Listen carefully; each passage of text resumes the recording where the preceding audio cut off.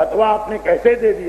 کہا کہ آپ نے کبھی نہیں دیکھا کہ بھائی جب ہم ٹکٹ خریدنے جاتے ہیں، جس وقت ہم ٹکٹ خریدنے کے لیے پہنچتے ہیں بس کا یا ٹرین کا، وہاں جاتے ہیں تو ہر ٹکٹ خریدنے والا پیسے دے کے ٹکٹ لیتا، لیکن پلیز ضرور کہتا کہ پلیز مجھے ٹکٹ دے دیجیے۔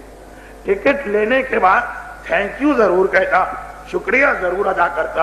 ایک ہمارے ہندوستان اور پاکستان کے لوگ جنگلی وحشی اس طرح سے جا کے ٹکٹ مانگتے ہیں کہ جیسے سر پھاڑ دیں گے کہ اگر اس نے ذرا بھی منع کی، اور ایک یہاں کے لوگ بغیر پلیز کے کوئی بات نہیں کرتے، بغیر تھینک یو کے آگے نہیں بڑھتے، بغیر سوری کے اگر آپ سڑک پہ چل رہے ہیں ہلکا سا دھکا بھی لگ گیا تو بغیر سوری کے آگے نہیں بڑھیں گے۔ یہ ہوتے ہیں پڑھے لکھے لوگ، یہ ہے کلچر ملک، یہاں پر ہے تہذیب اور ترقی۔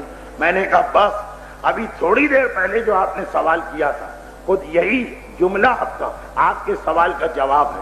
ایک آدمی کو آپ پیسے دے رہے ہیں، اپنا حق ٹکٹ لے رہے ہیں، لیکن آپ کا اپنا ذہن کہتا کہ تہذیب کا تقاضا یہ کہ پلیز بھی کہا جائے، تھینک یو بھی کہا جائے، تو جس نے ایک ٹکٹ آپ کو دیا اور پیسے لے کے دیا، مفت نہیں دیا، اس کو تھینک یو کہنا یہ تو آپ کی نگاہ میں تہذیب ہے۔ اور جس پروردگار نے اتنی نعمتیں آپ کو عطا کی ہیں اس کا تھینک یو یہی نماز ہے، اس کا تھینک یو یہی نماز ہے۔ نماز کیا چیز ہے؟ نماز اللہ کا تھینک یو ہے۔ وہ اللہ جس نے ہمارے حق کے بغیر ہم کو نعمتیں دی ہیں، ہمارا کوئی حق تھا اللہ پر؟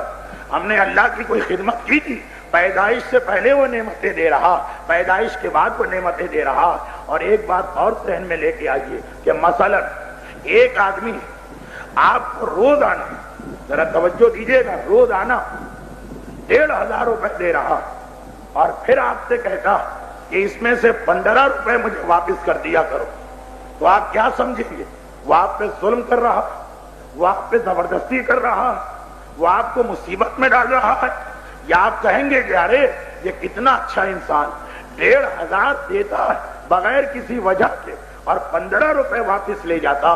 کبھی آپ نے غور کیا کہ ایک دن میں خدا آپ کو کتنے منٹ کی زندگی عطا کرتا ہے؟ 1440 منٹ، یہ 24 گھنٹے کے منٹ بنتے ہیں۔ روزانہ خدا آپ کو 1440 منٹ دیتا ہے اور 17 رکعت نماز میں 15 منٹ لگتے ہیں۔ آپ سے صرف اتنا کہتا ہے کہ اے میرے بندے مجھ سے 1500 منٹ لے جا اور 15 منٹ مجھے واپس کر دے، تو لوگ کہتے ہیں بھائی زندگی بڑی سخت ہو گئی، بھائی زندگی بڑی مصیبت ہو گئی، بھائی